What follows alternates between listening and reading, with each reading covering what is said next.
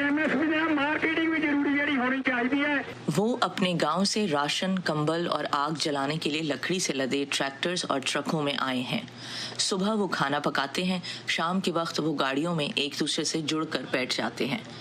दिल्ली जाने वाली शाहराहों पर डेरे डाले ये किसान उन नए कवानीन के खिलाफ एहतजाज कर रहे हैं जिनसे कई दहाइयों तक सरकारी ज़रई मंडियों में फसलों की फरोख्त के लिए राइज तरीक़ाकार बदल जाएगा और निजी तिजारत की राह हमवार होगी। डायरेक्ट कहाँ बेचेंगे जी? 5-7 किले की फसल है हमें, और हरियाणा से यूपी नहीं ले सकते, इतना किराया लायक जगह इतनी हमारी फसल को नहीं।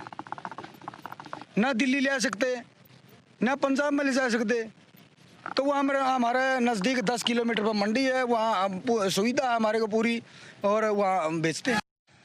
बेशतर किसान हरियाणा और पंजाब की शिमाली रियासतों से आए हैं।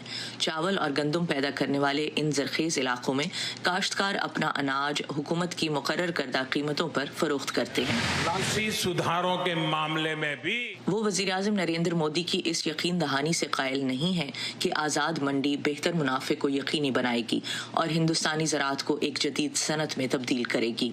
जो सेंटर मंडी टूट गई, मर्जी के व्यापारी है जो अपने गेहूं के दाम में मर्जी के लेते हैं, ऐसे धान के की हूँ सीजन में यूपी और बिहार में हले भी धान रुल रहा है 9 से 1100 रुपये लुटकर, पंजाब में 1850।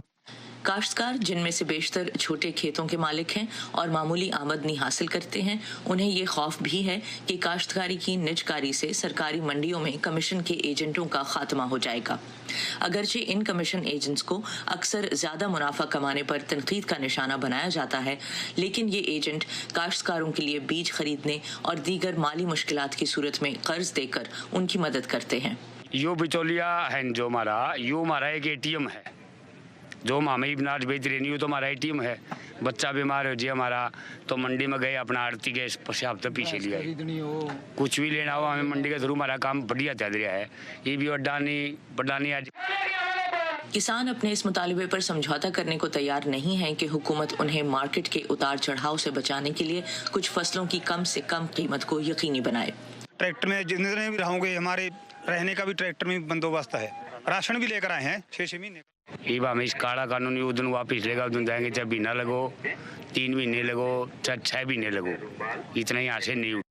ऐसे में जब एहतजाज करने वाले किसानों और नए कवानीन को ख़त्म करने के मुतालबों में इजाफा हो रहा है, ये एहतजाजी मुजाहिरे वज़ीर-ए-आज़म नरेंद्र मोदी के लिए एक ऐसे मुल्क में बहुत बड़ा चैलेंज बन सकते हैं जिसकी तकरीबन आधी आबादी ज़राअत पर इन्हिसार करती है। अंजना बसरीशा के साथ नुखबत मलिक, वॉइस ऑफ अमेरिका।